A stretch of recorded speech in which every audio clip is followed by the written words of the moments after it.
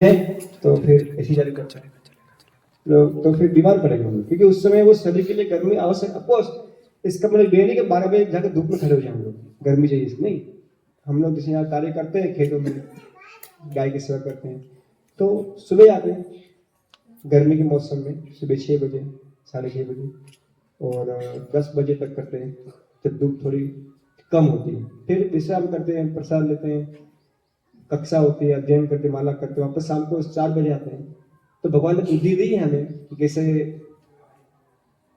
बुद्धि का प्रयोग करके कार्य कर रहा है।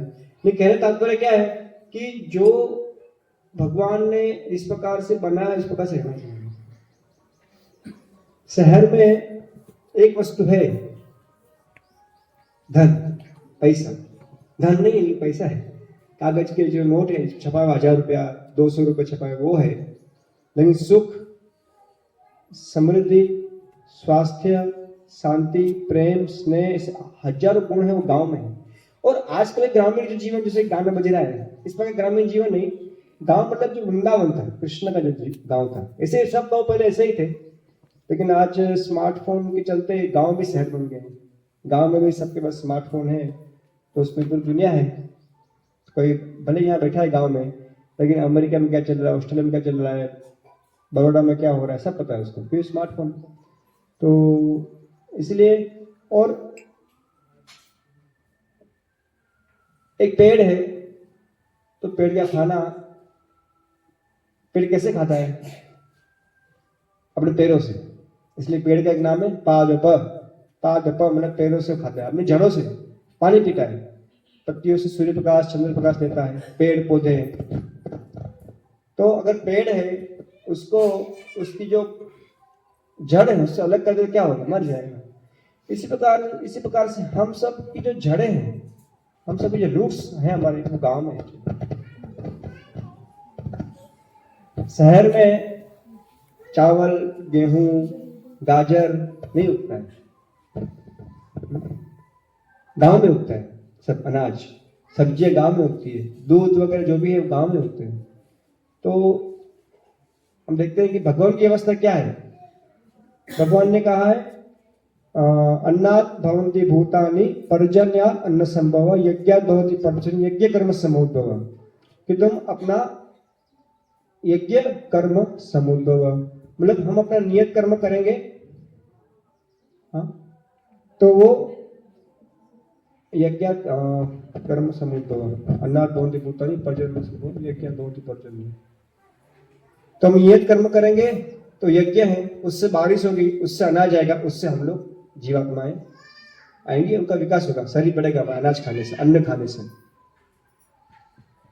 तो भगवान ने ठीक है हमको भेजा, जब यहाँ पर पृथ्वी पर छोटा बालक जन्म लिया, तो भगवान उस बालक के खाने की व्यवस्था 200 किलोमीटर दूर नहीं की, तुरंत माता के साथ इमीडिएटली रेडी दूध। उस बच्चे को स्कूल जाने जरूरत नहीं पड़ी, कॉलेज जाने जरूरत नहीं पड़ी, नौकरी करने जरूरत नहीं पड़ी, पैसे की जरूरत नहीं पड़ी। तो एक पिता होता है, तो पिता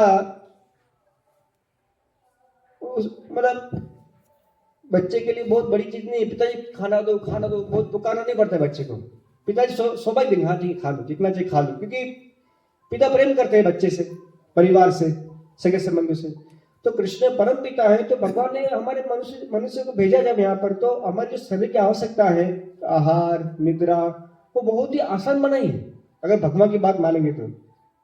जैसे कि दूध का एग्जाम्पल, कितना आसान दूध मिल गया बच्चे को तुरंत इमीडिएटली। उसके लिए बच्चे को दूध बहुत, आजकल क्या हो गया, फॉर्मूला मिल जाता है ना, दूध नहीं होता तो फिर क्या होता है, पाउडर वाला दूध पिलाते हैं, 2 दिन का बच्चा उसको, तो फिर वो अच्छा नहीं, वो जो भी दुष्प्रभाव है आज वो सके जाके। तो लेकिन तो इसी प्रकार से अभी हमको खाना खाना है फॉर एग्जाम्पल, तो एक तो बात होगी कि हमारा जो खाना है दूर से आता है, गांव से। अभी जो खाना पकाना है ना, अभी हम कच्चा गेहूं खा नहीं सकते, ठीक है, उसको पीस कर आटा बनाकर फिर रोटी बनाकर, गैस चाहिए, हाँ ठीक है, पकड़ ठीक है, गैस चाहिए तो फिर ठीक है, सामने लकड़ी है, बहुत दूर दूर लकड़ी नहीं, लकड़ी है काटो थोड़ी, हाँ, फिर उसको जलाओ और रोटी बनाओ। फिर गाय है, गाय के जो गोबर उसमें से कंडे बनाओ, उपले बनाओ, उसमें जलाओ, बहुत आसान है, सामने ही लकड़ी आसपास। ऐसा नहीं कि आपको 2000 किलोमीटर दूर, कितना दूर और भी दूर होगा, कुवैत कि दुबई, ये जो देश है इराक, ईरान, वहां से लाना है पेट्रोल, डीजल, तेल, फिर उसमें से आप जो भी रिफाइन कर करके जो भी हमारे पास आएगा गैस के रूप में, फिर उसको हम लोग जलाएंगे गैस में, घर में, रसोई में, किचन में, फिर रोटी बनाएंगे। क्यों इतना जटिल व्यवस्था? भगवान ने बोला कान ऐसे पकड़ो, भगवान ने कान ऐसे नहीं पकड़ेंगे, हम लोग ऐसे करके ऐसे पकड़ेंगे। तो भगवान ने हमारी जो शरीर की आवश्यकता है बहुत सरल कर दी है, आहार निद्रा पाए मैथुन। क्यों? क्योंकि यही जीवन लक्ष्य नहीं है।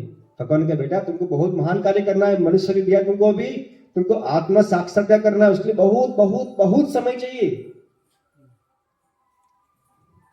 तो इसलिए 24 घंटे में से 2, 3, 4, 6 घंटे, 8 घंटे बस शरीर के लिए, बाकी देखने यार 16 घंटे के लिए चाहिए आत्म साक्षात्कार के लिए, भगवत भक्ति के लिए। बहुत महान कार्य, बहुत बड़ा ध्येय, आसान ध्येय नहीं भगवत धाम जाना। आसान है अगर भगवान का सिस्टम पालन करेंगे तो इसलिए यहाँ पर हम लोग प्रयास कर रहे हैं। यहाँ पर हम लोग खेती करते हैं, अनाज उगाते हैं। आजकल खेती में भी क्या हो गया, ऐसी खेती करते हैं जो पैसे दे लोगों को। जैसे यहाँ खेती लोग करते हैं तो लोग अपना आप मकाई उगा सकते हैं। यहाँ पर मकाई की रोटी खाते हैं लोग, सफेद मकाई की रोटी, पीली मकाई की रोटी, तुवेर मकाई रोटी और तुवेर की दाल, तुवेर जो सूखी तुवेर होती है, आखिरी बाकड़ा बोलते हैं यहाँ पर, सब्जी बनाते हैं उसकी। तो यहाँ किसान क्या करते हैं कि मकाई उगाते हैं, सॉरी कपास उगाते हैं, फिर वो बेचते हैं, फिर उसमें मकाई खरीदते हैं। इसलिए खुद मकाई उगा सकते हैं, खुद तुवेर उगा सकते हैं। तो खेती भी आजकल पूरी एक पैसे कमाने का जरिया बन गया है। और गाय की भी गोरक्षा भी ऐसे हो गई है, लोग गाय जो है उसको माता नहीं देखकर एक दूध की मशीन देखते हैं। कुछ भी खिलाना पड़े, यहाँ तक अंडा खिलाना पड़े, खिलाओ जिस दूध बढ़ जाएगा, तो गलत है। एक्चुअली आप देखेंगे यहाँ पर डेयरी है पास में, तो क्या होता है, सब गांव वाले, मतलब यहाँ एक गांव में सांडिया हमारा, फिर आसपास के 4-5 गांव वाले यहीं पर डेयरी, 4-5 गांव वाले अपनी गाय का, भैंस का, बकरी दूध देने यहाँ पे डेयरी जमा करा दे। फिर 1 दिन 2 दिन 3 दिन, सप्ताह में आई थिंक 4 दिन में एक बार ट्रक आता है यहाँ पर, भरूच जो फैक्ट्री है दूध की, वो ट्रक लेने आता है। 4 दिन के बाद, 4 दिन तो दूध यहाँ फ्रिज में पड़ा रहता है। फिर दूध जाता है यहाँ से भरूच, वहाँ पर बड़ी फैक्ट्री में दूध में से प्रोसेस करके जो भी अच्छी चीज निकाल लेते हैं, फिर पैकेट में आता है, फिर हमारे पास आता है शहर में। तुम देख सकते 7 दिन 8 दिन पुराना दूध है, कितना पुराना दूध है, दूध तो तुरंत निकला, तुरंत पीना चाहिए गाय का। तो क्यों ऐसा व्यवस्था बना दिया है इन लोगों ने कि जो हमारा जो 3 टाइम खाना है, जो दूध शरीर की मूलभूत आवश्यकता है, उससे दूर कर दिया, बहुत दूर कर दिया। इवन जो सब्जियां खाते हैं हम लोग, जो अनाज खाते हैं, हम खेती करते हैं, तो हमें 5 वाले किसान खेती करते हैं, तो हम लोग गोबर छिड़कते हैं, गोमूत्र छिड़कते हैं यहाँ पर खेतों में। उससे क्या होता है कि जो खेत में जो जीव जंतु हैं अंदर, अड़सिया, केचुए हैं और बहुत असंख्य जीव हैं जो मदद करते हैं अनाज को उत्पन्न करने के लिए, हमारे लिए, मनुष्य के लिए। उनको मिलता है खाना और हमको मिलता है खाना। तो लेकिन वो लोग क्या करते हैं, जो बाहर के किसान है पास वाले, वो लोग सफेद, बहुत सारे वक्त के साथ जो भी करते होंगे फैक्ट्रीज में, भरूच में, सूरत में, कहीं पर भी केमिकल फर्टिलाइजर, रासायनिक खाद बनाने के लिए, यूरिया, NPK, DAP सब, तो सफेद छोटे दाने होते हैं वो छिड़कते हैं। फिर दाने जो पानी पिघल कर पौधे हो जाते हैं। फिर घास मारने दवाई, कि जैसे घास नहीं उगे, राउंड अप, ऐसे बहुत से दवाई हैं वो छिड़कते हैं। फिर दवाई जो है वो पानी में जाकर पौधा लेता है, उसको अपने गेहूं का पौधा, गेहूं, तिल जो भी है, फिर उसमें आएगा, तिल में आएगा, गेहूं में, चावल में आएगा, फिर हमारे शरीर में आएगा रसायन। तो इसीलिए हम देखते हैं, बड़ी बात नहीं है आज अगर हम कह रहे हैं कि बीमार लोग बीमार है, तो आश्चर्य बात नहीं है कि हम जो खा रहे हैं वो पूरा रसायन, केमिकल है, कृत्रिम है पूरा, उसमें प्राकृतिक कोई वस्तु नहीं है। इसलिए हम देखते हैं बड़ी बड़ी हॉस्पिटल से, इतने सारे हॉस्पिटल शहर में आते हैं हम लोग, तो आश्चर्य होता है, मतलब कि हर 5 में से एक दुकान मेडिकल है, हर 5 में से एक बिल्डिंग हॉस्पिटल है। हम लोग कहाँ जा रहे हैं? सभ्यता क्या है? क्या विकास किया हमने? विकास नहीं किया हमने। वास्तव में विकास चेतना का विकास होना चाहिए, अथा तो ब्रह्म जिज्ञासा।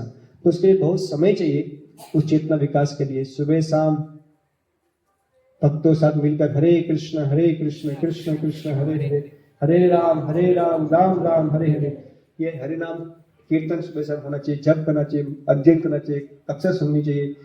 इवन हम लोग यहाँ पर रहते हैं तो हम लोग शाम को खेत में साथ थक जाते हैं, ऐसा लगता है बस कुछ नहीं करना है।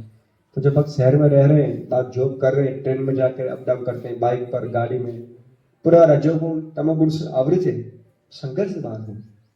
ठीक है, आप लोग फिर भी प्रयास कर रहे हैं, आप लोग महान है, भक्ति करने का, शहर में रहकर भी संघर्ष करके अच्छा है, लेकिन यथासंभव हो सके तो हमें ऐसा जीवन जीना चाहिए जो भगवान श्री कृष्ण ने जिया था। इस प्रकार से कृष्ण की आवश्यकता नहीं वृंदावन जाने की। क्यों गए कृष्ण वृंदावन? क्यों कृष्ण गाय के बीच में आए? कि तुम भी ऐसे जियो गाय के साथ, धरती के साथ। 7 माताएं हमारी है, तो जन्म देने वाली है वो माता, फिर गाय माता है हमारी, दूध देती है, धरती माता है जो खिलाती है अनाज। हाँ, तो के साथ रहना चाहिए हमें। हमारा शरीर उन्हीं वस्तु का बना हुआ है, तो इसीलिए हम यहाँ पर अनाज जितना आवश्यक उतना उगाते हैं। बैलों से खेती करते हैं हम लोग।